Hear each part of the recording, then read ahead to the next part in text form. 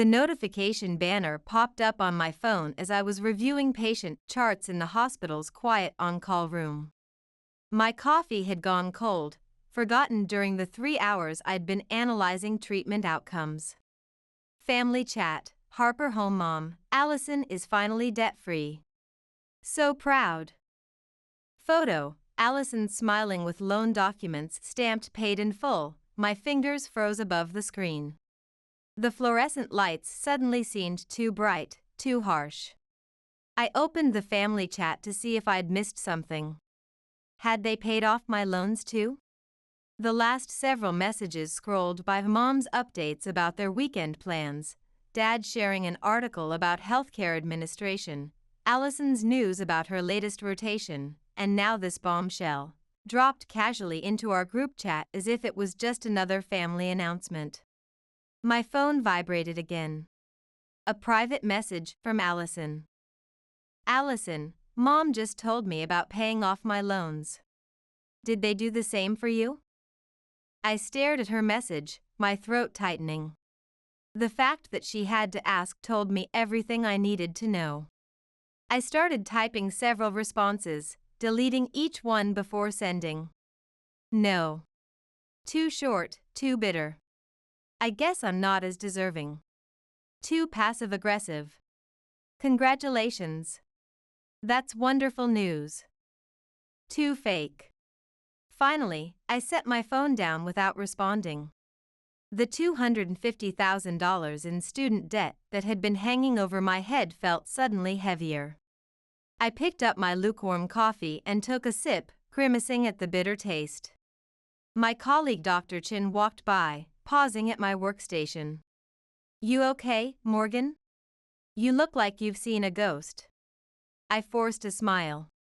Nothing. Just family stuff. My phone pinged again. Mom, Morgan, did you see my message about Allison? Call me when you get off your shift. I took a deep breath and dialed. The phone rang 3 times before my mother answered. Morgan, honey, I was just about to text you again, Mom said, the sound of her arranging something in the background. I'm putting together those specialty cupcakes for Allison's celebration. The ones with the edible medical symbols on top. I saw your message about Allison's loans, I said, keeping my voice controlled despite the knot forming in my stomach. Did you and Dad pay them off? Yes, we did. Isn't it wonderful? She deserves it so much, Mom replied, not even pausing in her task. Allison's always been more dedicated to her studies. You've always had other interests. Her casual dismissal stung worse than a physical slap. I gripped my phone tighter, staring at the wall where my medical school diploma hung in my apartment, still fresh in its frame, the ink barely dry. Mom, we both graduated with honors, I said carefully, my voice steady despite the tremor in my free hand. We literally had identical GPAs. I don't understand why you and Dad would pay off all of Allison's loans, but none of mine. There was a pause, the sound of a tray being set down. Morgan, my mother finally said with that familiar tone of mild disappointment that I'd heard my entire life. Your sister doesn't have a prestigious mentor like Dr. Bennett taking an interest in her future. You've always had advantages Allison didn't. I nearly laughed out loud, the absurdity of it hitting me like a wave. Dr. Catherine Bennett was my research advisor because I'd earned that position through 80-hour weeks in the pediatric neurology lab, often sleeping on the office couch, while Allison was skiing in Aspen with our parents. The advantage had been working myself to exhaustion while my twin sister received our parents' unwavering emotional and financial support. So I'm being punished for finding my own mentorship opportunities? I asked, struggling to keep the hurt from my voice as I paced the small on-call room. I heard muffled voices, then my father came on the line. No one's punishing you, Morgan, he said, his hospital administrator voice in full effect. We're just being practical. Your sister needs more help than you do. You've always been more resourceful. Resourceful. The word echoed in my head. The same word they'd used to justify never attending my undergraduate research presentations while flying across the country for Allison's volleyball tournaments. Resourceful. Their explanation for why Allison got a new BMW for her 21st birthday while I received a $50 gas station gift card with a note saying "for your commute to the lab." I scrolled through our family photos on my phone while they continued making excuses. There was Allison's volleyball championship, all four Harpers beaming with pride. And there was my science fair victory, a selfie I'd taken alone next to my project on neural plasticity. Tomorrow is Allison's debt-free celebration party, Mom said, interrupting my thoughts. We've invited extended family, her friends, even some of your former professors. The digital invitations read celebrating Allison's achievement. Doesn't that sound lovely? As if graduating medical school debt-free had been her accomplishment rather than our parents' financial decision. My phone pinged with the invitation even as we spoke, the celebration of my sister's achievement delivered in real time. I need to head out, I said finally, gathering my bag with my free hand. Early shift at the hospital tomorrow. Will you still make it to Allison's party? Mom asked, concern finally entering her voice, not for me, but for how my absence might affect my sister's special day. I'll be there, I promised, though the thought made my stomach twist into knots. I've got to go. I ended the call and sank into the chair, emotionally drained.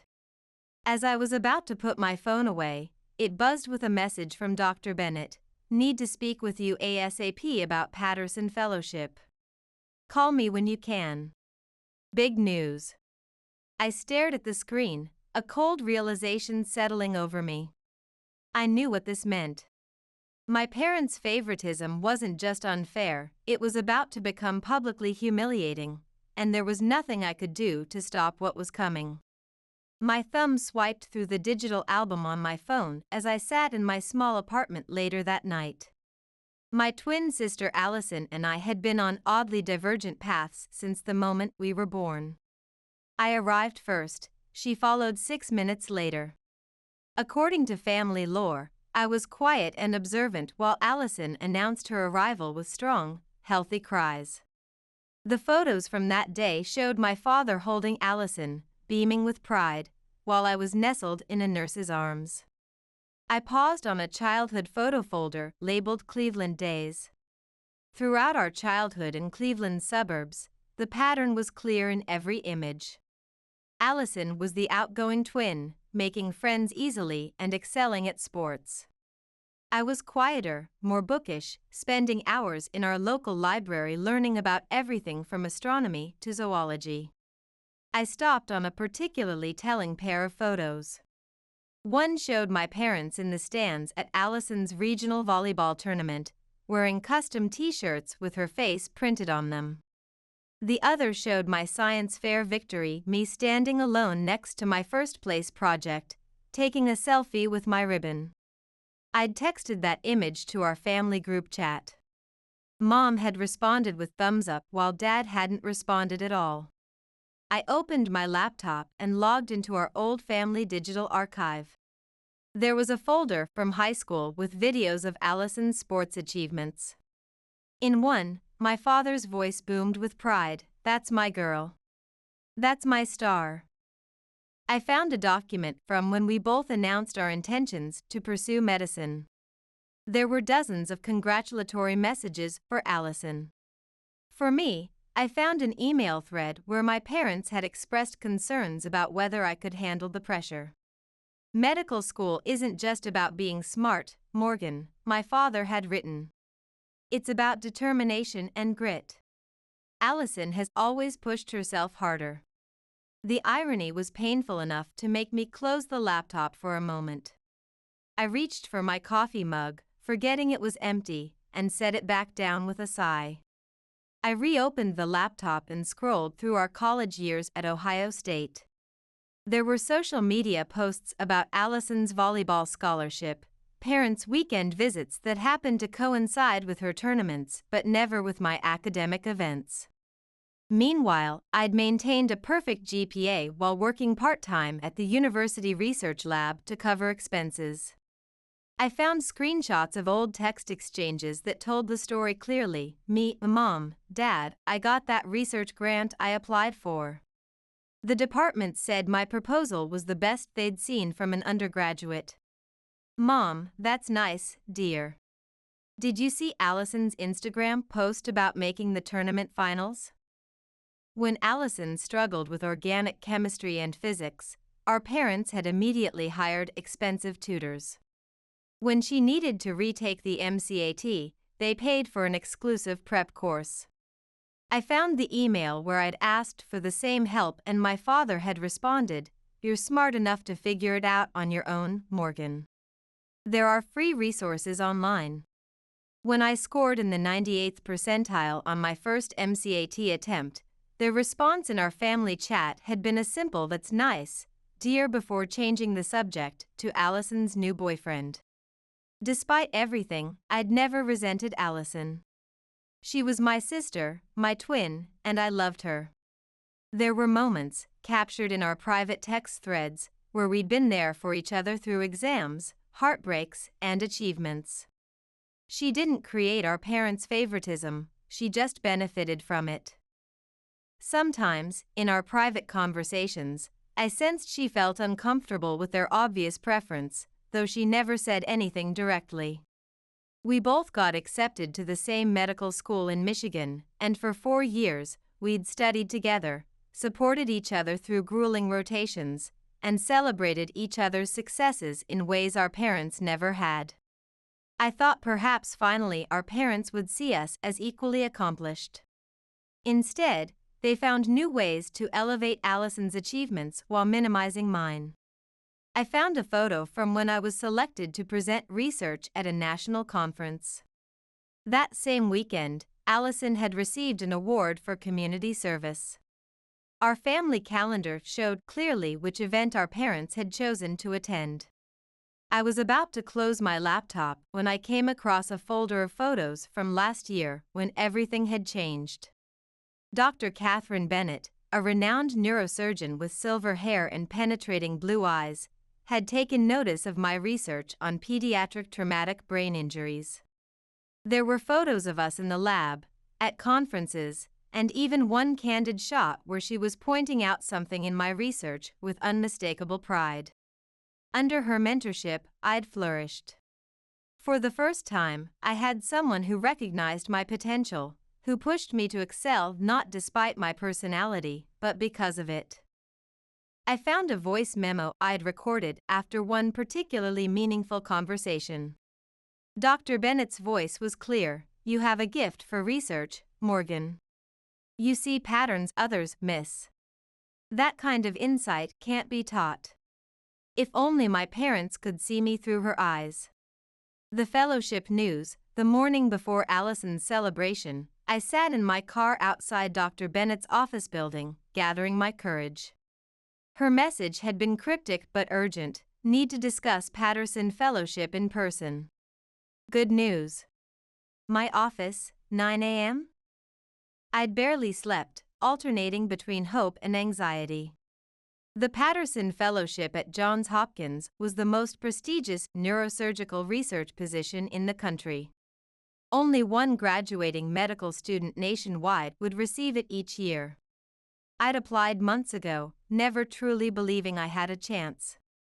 Dr. Bennett's office reflected her status in the medical community.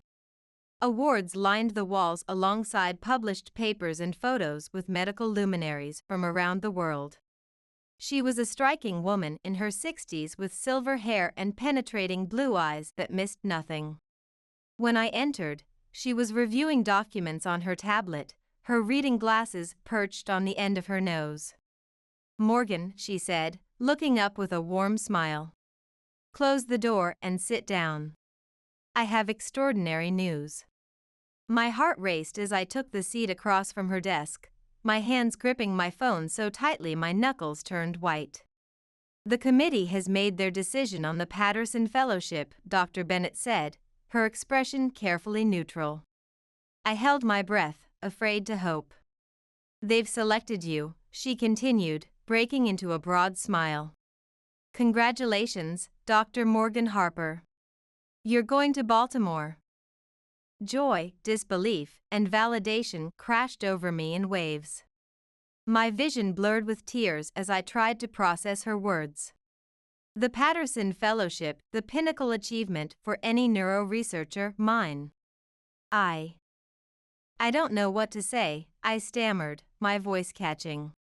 I glanced down at my phone, half expecting this to be a dream. You earned this, Dr. Bennett said firmly, leaning forward. Your research on neurovascular regeneration after traumatic injury was groundbreaking. The committee was particularly impressed with your dual approach, combining surgical innovation with pharmacological intervention. She tapped her tablet, and an official email appeared. The fellowship includes a generous stipend, housing allowance, and, most importantly, complete loan forgiveness. I stared at her, the full implications sinking in. Loan forgiveness? All of it? Dr. Bennett nodded. Every penny. You'll be debt-free, Morgan. I would be debt-free, just like Allison, but through my own merit rather than parental favoritism. I felt lightheaded with the realization, tears threatening to spill over. There's more, Dr. Bennett continued, her eyes twinkling with excitement as she leaned forward. I've been invited to Allison's celebration tonight. I received a digital invitation yesterday. Your parents extended it as a courtesy to faculty members, not knowing about our close mentorship. I'd like to announce the fellowship news there if you're comfortable with that. My stomach dropped like an elevator with cut cables. The thought of this public revelation made my mouth go dry. I don't know, Dr. Bennett, I said, fidgeting with my phone. It's supposed to be Allison's night. My parents might see it as me trying to steal her spotlight. They've already made it clear whose achievement they want to celebrate. Dr. Bennett's expression hardened slightly, the warmth in her eyes replaced by something steelier. Morgan, I've observed your family dynamic over the past 2 years, she said carefully, removing her reading glasses. I've seen your parents at hospital functions, heard how they speak about both you and your sister. The constant elevation of Allison and dismissal of your accomplishments isn't subtle. She tapped her fingers thoughtfully on her desk.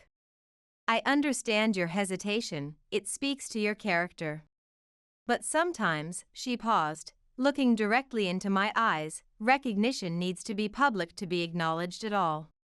Especially by people who've shown a pattern of minimizing your achievements. I knew she was right. If my parents heard about the fellowship privately, they'd find a way to downplay it, attribute it to luck rather than achievement, or worse, suggest that Dr. Bennett had pulled strings on my behalf. Okay, I nodded slowly, my heart racing with a mixture of anxiety and anticipation. You can announce it. Dr. Bennett's smile returned. Good. This achievement deserves recognition, Morgan. You've earned this moment. As I left her office, my phone vibrated with multiple notifications. I checked it while waiting for the elevator and saw a WhatsApp message from Allison. Mom's going completely overboard for tonight. It's embarrassing. Wish she'd put this much effort into celebrating both of us graduating. See you there. I stared at the message in confusion, blinking twice to make sure I'd read it correctly. It was the first time Allison had ever explicitly acknowledged our parents' unequal treatment. I started typing several responses, deleting each one, unsure how to navigate this unexpected alliance. Before I could formulate a response, another message appeared, this time from my mother. Don't forget business casual for tonight, and please let your sister have her moment. This is very important to her. Several hospital board members will be there. I quickly took a screenshot of both messages and saved them to my Family Dynamics folder, a digital archive of evidence I'd been collecting for years, though I wasn't sure why. Perhaps as proof to myself that I wasn't imagining things. The contrast between the two messages was jarring. Perhaps I had been wrong about Allison all along. Perhaps tonight would reveal truths my parents had been avoiding for 32 years. At the celebration, Allison's debt-free celebration was being held at an upscale restaurant in downtown Detroit with a spectacular view of the river. I could see the expense from the moment I pulled up valet parking, champagne greeting, professional photographer. My parents had rented out the entire rooftop terrace, an extravagance that surely cost thousands. I checked my appearance in the elevator's mirrored wall, smoothing down my navy blue dress, simple but elegant, purchased on sale last month. As the doors opened to the rooftop, I was greeted by a large digital display reading, "Congratulations, Dr. Allison Harper," with a professional portrait of her in her graduation regalia. There was no mention that there were, in fact, 2 Dr. Harpers in the family now. Several guests were already taking selfies with the display, posting them in real time to Instagram. I spotted my mother's carefully curated hashtag proud Harper parents, hashtag Dr. Daughter. I took a deep breath, reminding myself this was Allison's night, regardless of what Dr. Bennett planned to announce. I wouldn't let years of resentment ruin my relationship with my twin. My phone buzzed with a text from Dr. Bennett, running 15 minutes late. Traffic. Don't let them corner you before I get there. Morgan. Allison spotted me immediately, breaking away from a group of relatives to rush over. She looked stunning in a silver cocktail dress that probably cost more than my monthly rent, her blonde hair identical to mine in color but cut in a trendy bob, while I kept mine long and simply styled. She hugged me tightly. "Thank God you're here," she whispered in my ear. "Aunt Patty has asked me 5 times if I have a boyfriend yet, and Mom keeps parading me around like I've won a Nobel Prize instead of just getting out of debt." I laughed despite my nerves, genuinely relieved to see her. "What did you tell Aunt Patty?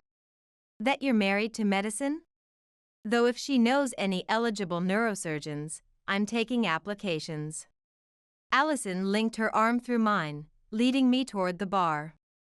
"Seriously, though, this is ridiculous," she said, grabbing 2 champagne flutes from a passing waiter. "Mom invited half the medical school faculty. Dean Wilson is here with his wife. And look," she discreetly pointed across the terrace's Dr. Reynolds from Detroit Medical Center. "Isn't that where we both applied for residency?" I scanned the crowded terrace and indeed spotted the dean chatting with our father. Dr. Olivia Reynolds, the chief neurosurgeon, was nearby, looking impressive in a tailored suit. Wow, they really went all out. Too all out. It's mortifying. Allison lowered her voice, checking to make sure no one was within earshot. "And why just for me? We both graduated with honors. We both worked our asses off." She handed me a champagne flute. "Mom's been posting about this all week on Facebook. Our daughter the doctor. Singular. As if you don't exist." The knot in my stomach loosened slightly.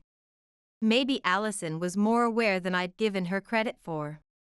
I wanted to respond, to finally have this conversation we'd been avoiding for years, but before I could say anything, I heard my mother's voice. "Morgan, Allison," our mother approached, champagne in one hand and her phone in the other, clearly in the middle of documenting the event. "Allison, the Hendersons just arrived.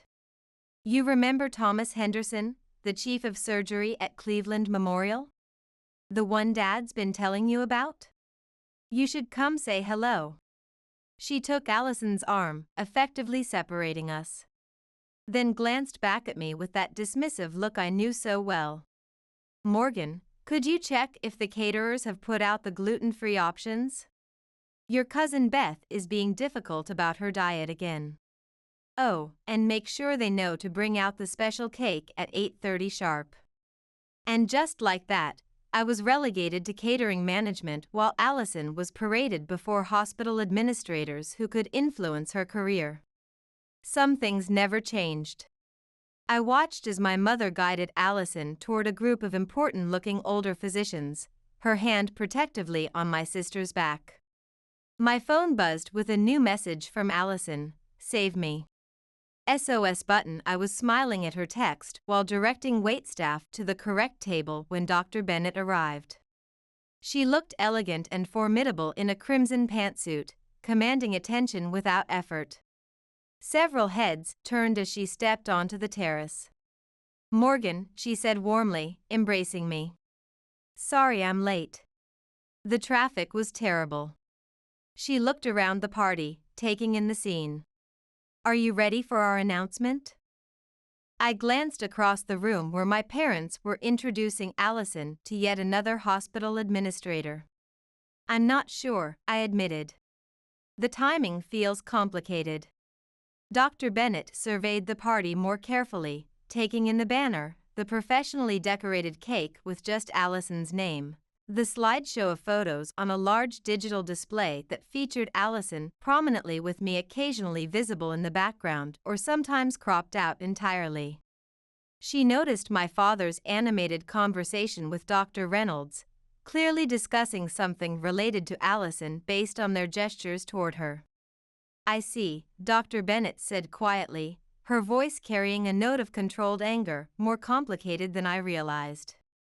The confrontation across the terrace, I watched as my parents introduced Allison to Dr. Olivia Reynolds, the chief neurosurgeon at Detroit Medical Center.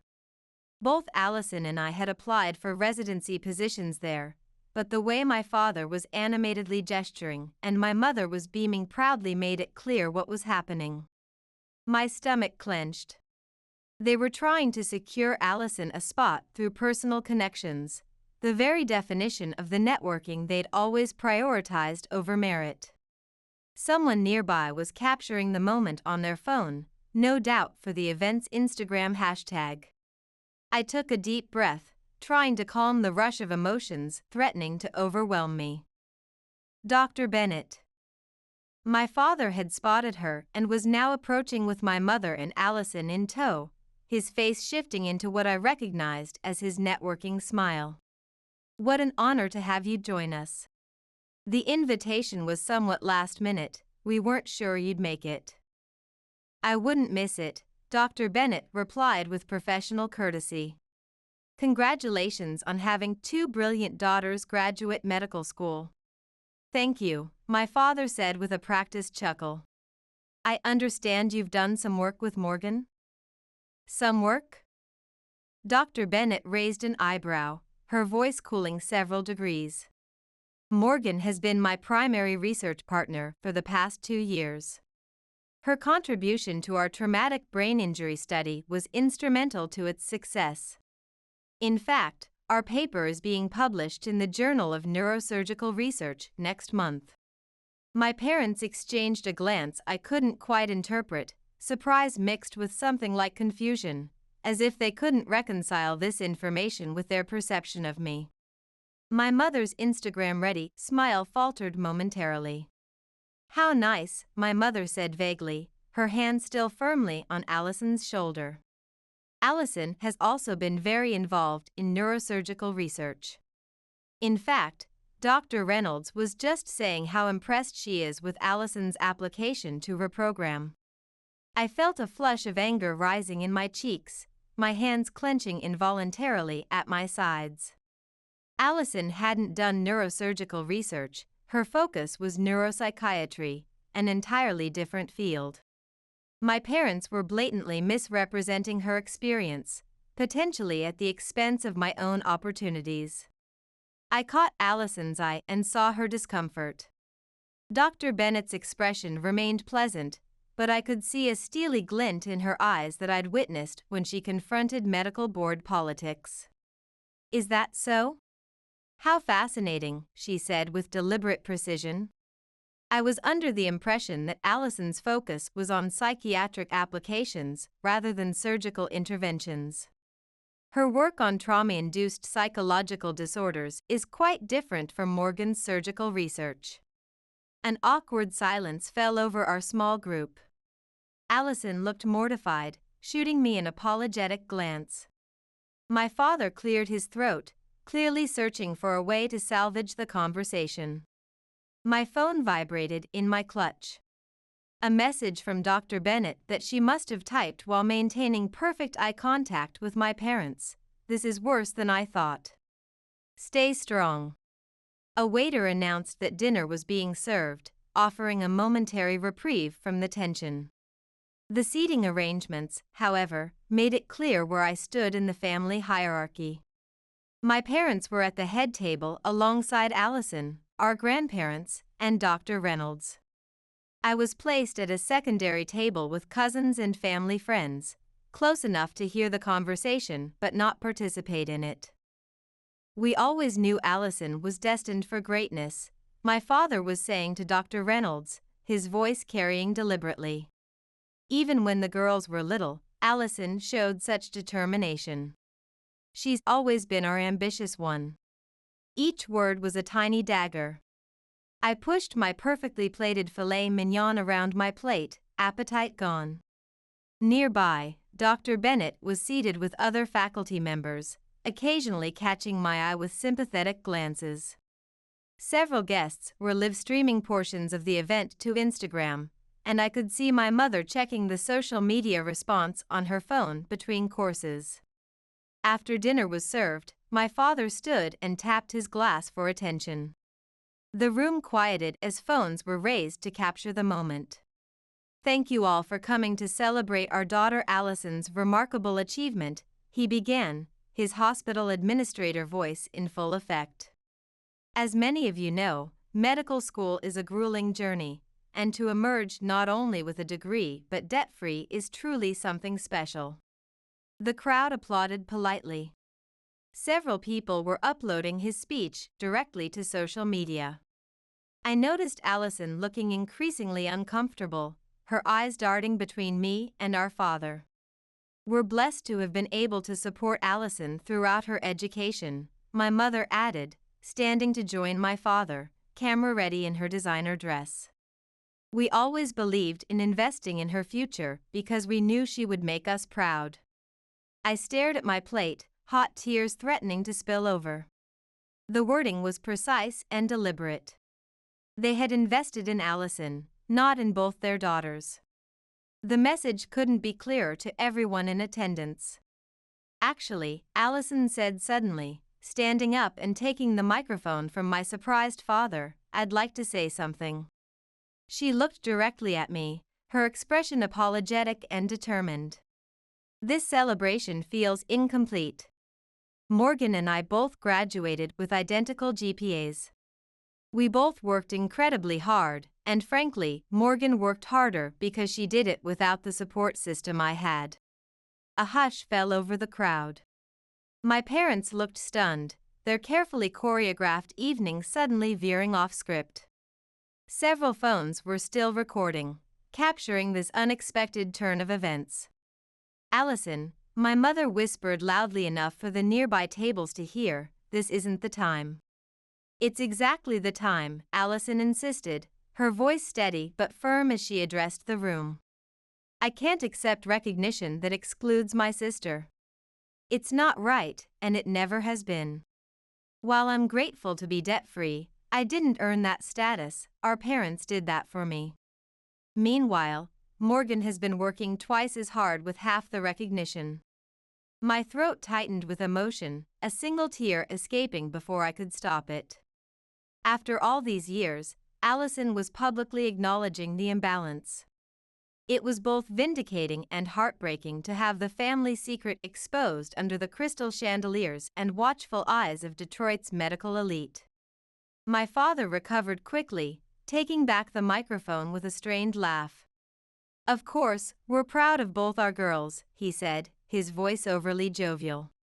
Morgan has done very well too, but tonight is about celebrating Allison being debt-free, which is a special achievement. An achievement you facilitated, not one I earned, Allison countered, her voice carrying even without the microphone. I didn't do anything to deserve this celebration that Morgan didn't also do. The tension in the room was palpable. Several guests shifted uncomfortably in their seats. This was quickly becoming the scene my parents had always feared, their perfect family image cracking in public, and worse, being documented on dozens of phones. Dr. Bennett chose that moment to stand, her commanding presence drawing all eyes. "If I might add something to this conversation," she said, her authoritative voice cutting through the murmurs as she moved to the front of the room. "This seems like an opportune time to share some news about Morgan that many of you may not be aware of." My parents exchanged worried glances, their practiced smiles faltering. Morgan's research on neurovascular regeneration has earned her the Patterson Fellowship at Johns Hopkins, Dr. Bennett announced. For those unfamiliar with the significance of this honor, this is the single most prestigious position offered to a graduating medical student in the country. It comes with full loan forgiveness and a substantial stipend. Gasps and murmurs spread through the room. Dr. Reynolds was looking at me with new interest. My cousins were whispering excitedly, phones forgotten in their hands. The party photographer abandoned the planned shots to capture this moment instead.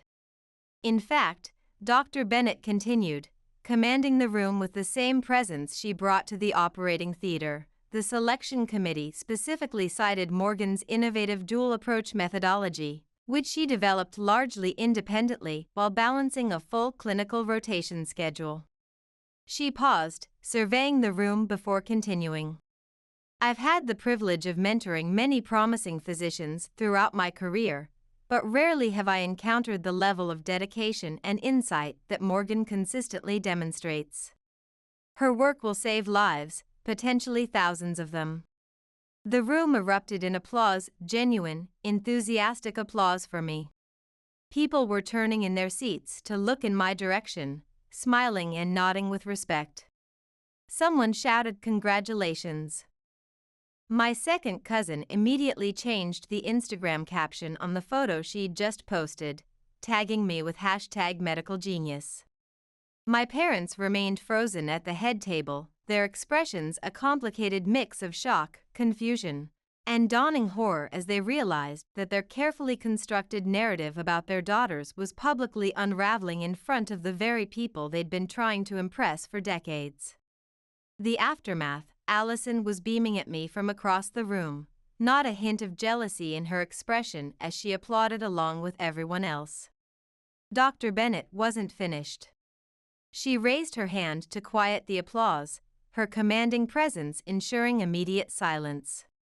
Additionally, she continued, her voice carrying throughout the terrace, "I'm pleased to announce that I've personally arranged for the remainder of Morgan's medical school loans to be covered through our department's Merit Scholarship Fund, a decision unanimously approved by the board in recognition of her extraordinary contributions to our research program." A collective gasp rippled through the crowd. I felt lightheaded with disbelief. I was debt-free too, and I had earned it through my own merit. Dr. Bennett caught my eye across the room and gave me a subtle nod that conveyed everything words couldn't: vindication, pride, and the shared satisfaction of justice finally served. My phone started vibrating continuously in my clutch as notifications poured in, colleagues tagging me in congratulatory posts, professional connections sending messages, the medical community I'd worked so hard to impress finally taking notice. After Dr. Bennett's announcement, the celebration shifted dramatically. The energy in the room realigned like iron filings responding to a new magnetic field. Faculty members who had previously gravitated toward Allison were now approaching me, business cards in hand, asking about my research methodology and congratulating me on the fellowship. "Your work on pediatric neuroplasticity after trauma is fascinating," said the neurology department chair, a woman who had barely acknowledged me during rounds. "I'd love to discuss your findings further before you leave for Baltimore." Several of my clinical supervisors shared glowing stories about my work with patients that I hadn't realized they'd even noticed. "Remember that 8-year-old with the severe TBI from the car accident?" Dr. Patel asked a group of colleagues gathered around me. Morgan identified subtle indicators of improving function that the rest of us missed. The child is walking today because of her observation. My parents remained at their table, shock still evident on their faces as they watched the scene unfold. They weren't just processing the news of my fellowship and loan forgiveness, they were witnessing the dismantling of the narrative they'd constructed about their daughters. The quiet, self-sufficient twin they had consistently overlooked was now the center of professional admiration, while their carefully orchestrated celebration had become an entirely different event than the one they'd planned. My mother was frantically whispering to my father, her social media forgotten beside her half-eaten dessert. Their perfect family tableau was crumbling in real time, and for once, they had no script to follow. Allison made her way through the crowd to my side, two champagne flutes in hand. "Congratulations, sis," she said warmly, clinking her glass against mine. "The Patterson Fellowship. That's incredible. Why didn't you tell me?" "I only found out this morning," I said, the reality of it still sinking in. "And I didn't want to overshadow your celebration." Allison frowned, her eyes showing genuine dismay. "This ridiculous party was Mom and Dad's idea, not mine," she said, lowering her voice. "I tried to tell them it was over the top and unfair to you, but you know how they get once they've decided something. Dad was talking about networking opportunities and Mom was obsessed with getting the perfect photos for their Christmas newsletter." "You did?" I asked, genuinely surprised by her admission. "You tried to talk them out of it?" "Of course I did." Allison looked hurt that I would doubt her. "Morgan, I've always known they treated us differently. She hesitated, glancing toward our parents. "I didn't know how to fix it without making things worse. I was afraid if I pushed back too hard, they'd pull their support entirely." "I know that sounds cowardly, but it's not cowardly," I interrupted, squeezing her hand. "They put you in an impossible position." Before Allison could respond, Dr. Olivia Reynolds approached us, her expression entirely different from earlier when she'd been chatting with my parents. "Dr. Harper," she said, looking directly at me rather than Allison, "I was very impressed by Dr. Bennett's account of your research.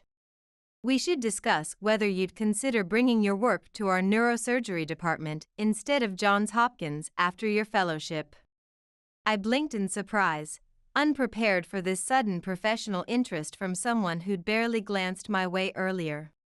"That's very flattering, Dr. Reynolds, but she's already accepted the Patterson," Allison interjected, putting her arm around my shoulders proudly. "It's a once-in-a-lifetime opportunity for her research." She smiled confidently at Dr. Reynolds. "But you should know my sister never does just one revolutionary thing at a time. I'd bet she'll have another groundbreaking study underway within months of arriving in Baltimore. Her work on neural regeneration pathways has implications for your trauma center." Dr. Reynolds raised an eyebrow, clearly impressed by Allison's confident advocacy. "Well, when you've completed the fellowship, keep Detroit in mind. We'd be fortunate to have you," she nodded to Allison, "both of you in your respective specialties. The neuropsychiatric applications of Morgan's surgical techniques could create an impressive integrated treatment program." After she walked away, I turned to Allison in amazement. "You didn't have to do that. I know Detroit Medical was your top choice for residency. I know you wanted to stay in Detroit for your residency too," I said, still processing her support. "And I still can," Allison replied firmly. "But I won't do it by letting Mom and Dad manipulate the situation or by letting you miss out on opportunities. That's not who I want to be. Not anymore." Across the room, I saw our parents finally rising from their table, moving hesitantly in our direction. Their path was slow, interrupted by guests who wanted to talk about me, a novel experience that was clearly unsettling for them. My mother's practiced smile looked strained, and my father's confident posture had diminished. "Here they come," Allison murmured, squeezing my arm. "Ready for this?" "Not really," I admitted, taking another sip of champagne for courage. "Dr. Bennett certainly had some impressive things to say about you," my father said when they finally reached us, his tone carefully calibrated to sound proud while masking his confusion. His eyes darted around, noticing how many influential medical professionals were suddenly interested in his other daughter. "The Patterson Fellowship, that's quite an honor," my mother added, a hint of accusation in her voice. "Why didn't you tell us you were even being considered for something so prestigious? We could have helped prepare you for the interview." "Would it have mattered?" I asked quietly, meeting her eyes directly. "You've made it clear where your support and interest lie." My parents exchanged uncomfortable glances. "That's not fair, Morgan," my father began, his administrator voice slipping. "We've always supported both of you, differently," my mother interjected quickly, her social smile fixed in place as she noticed people watching our interaction. "We supported you both differently because you had different needs. Allison needed more guidance, while you've always been so independent." Allison shook her head, her patience visibly exhausted. "Mom, Dad, let's not do this tonight," she said firmly. "But we are going to have a real conversation about this soon, all of us." She gave me a meaningful look. "No more pretending." Dr. Bennett appeared at my elbow, saving me from having to respond. "Morgan, the dean would like a word, something about featuring your fellowship in the alumni magazine." She smiled at my parents, her expression pleasant but her eyes steely. "You must be incredibly proud to have raised two such accomplished daughters, though I imagine it's particularly gratifying to see Morgan's hard work recognized after all she's overcome." The emphasis on overcome was subtle but unmistakable. My parents had the grace to look embarrassed. "Well," my mother said weakly, her voice lacking its usual confidence, "we've always known Morgan was special too. Too little, too late." 1 week later, the week after the celebration was transformative. News of my Patterson Fellowship went viral in Detroit's medical community, first through the event's hashtag that had captured Dr. Bennett's announcement, then through the university's official announcement, and finally through industry publications picking up the story. Suddenly, doors that had been closed to me swung open. My inbox was flooded with congratulatory emails and invitations to collaborate. Former professors who had given Allison extensions but denied mine were now emailing to ask if I would speak to their classes about my research methodology. Classmates who had barely acknowledged my existence during 4 years of medical school suddenly claimed close friendship in public posts, tagging me in throwback photos where I was barely visible in the background. The day after the party, my parents, meanwhile, were attempting damage control. The morning after the celebration, I received a notification from the delivery app one rarely used.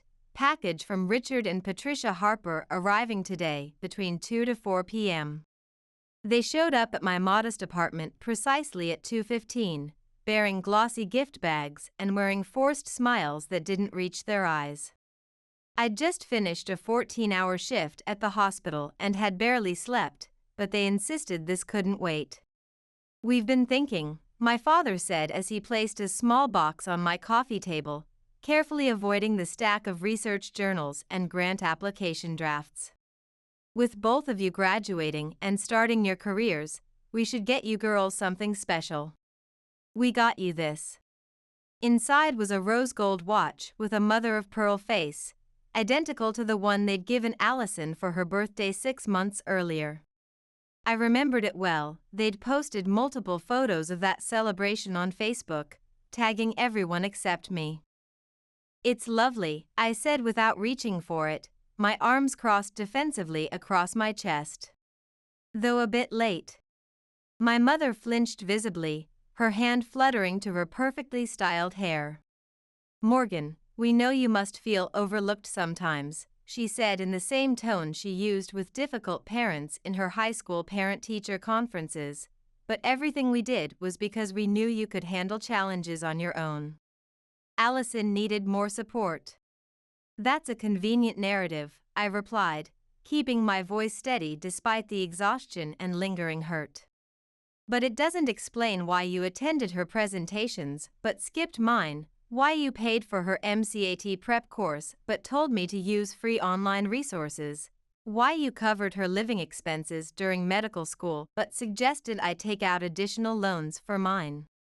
The bitter truth of these examples hung in the air between us.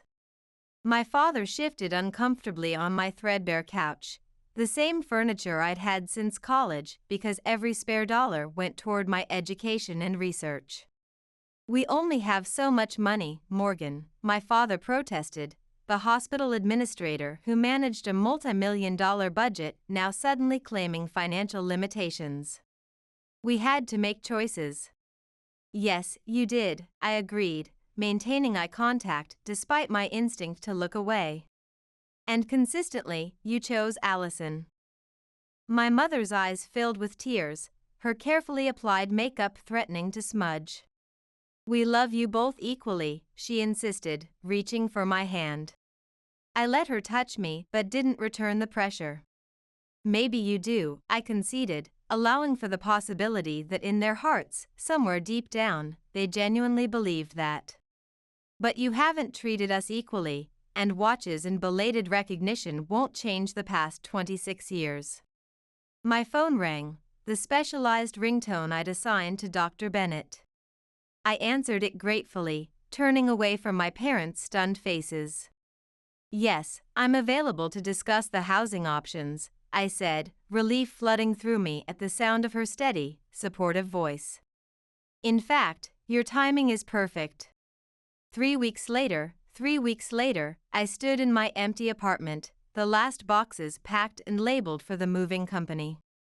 The bare walls showed faded rectangles where my medical certificates and research posters had hung. My phone pinged with notifications at Dr. Bennett sending Baltimore apartment listings, fellow researchers from Johns Hopkins welcoming me to the team, and continuous messages from former classmates still trying to claim close friendship. Allison sat on the windowsill watching me tape up a final container of books on neuroanatomy. She'd brought pizza and helped pack for the last 3 hours, working silently alongside me with an efficiency we'd developed during our study sessions. "I still can't believe you're leaving next week," she said, breaking the comfortable silence. "Detroit won't be the same without you. You'll be too busy with your neuropsychiatry residency to notice I'm gone," I teased, though there was truth in it. We'd been inseparable through medical school, but our paths were finally diverging, mine to Johns Hopkins, hers staying at Detroit Medical. "I keep thinking about what Mom and Dad did," Allison said suddenly, looking out at the city skyline. "Or didn't do, I guess. All these years, I thought I was the lucky one because they paid more attention to me, but they were really holding me back, making me dependent on their approval." I sealed the box with one final strip of tape before sitting beside her on the windowsill. Our reflections appeared side by side in the glass, identical in features but different in expression. For once, I looked more at peace than she did. "You didn't do anything wrong, ally," I said gently. "I didn't do enough right either," she countered, turning to face me. "I should have spoken up sooner. I knew it wasn't fair, but it was easier to accept their favoritism than to challenge it." She sighed, pulling her knees up to her chest. "They're devastated, you know. Mom keeps crying about how you must hate them. Dad's telling everyone who will listen about his brilliant daughter at Johns Hopkins like he personally funded your research." I couldn't help but smile at the irony. "Let them," I said, surprising myself with how little it bothered me now. "Their approval doesn't define me anymore." And it was true. The constant ache of seeking validation from parents who had never truly seen me had finally subsided. Dr. Bennett's mentorship had shown me what genuine support looked like, challenging me when I needed pushing, defending me when I needed protection, and always seeing my potential without qualification. "So, what happens now?" Allison asked, her voice small. "With us, I mean. I don't want to lose my sister because our parents are messed up." I took her hand, noticing how our identical fingers intertwined, two parts of the same whole. We find our own way forward without the competition they created between us. We support each other's careers, celebrate each other's victories, pick each other up after failures. "I'd like that," Allison smiled, squeezing my hand. Her phone buzzed with a notification, and she laughed when she checked it. Mom just tagged me in another Facebook post, throwback photo of us in matching dresses, captioned, "So proud of both my doctor daughters." Damage control in full swing. "Let her try," I said with a shrug. "It doesn't change what's real between us." "Dr. Morgan Harper, Patterson Fellow," Allison said, bumping her shoulder against mine. "I'm so proud of you, sis. Always have been, even when I didn't say it." My phone chimed with a reminder, "Baltimore apartment virtual tour, 1 hour." The future was calling, and for once, it felt entirely mine. For the first time in years, I felt completely at peace. The path ahead was challenging but clear, and entirely mine to navigate on my own terms. The weight of parental expectations had finally lifted, replaced by the lightness of genuine achievement and self-worth.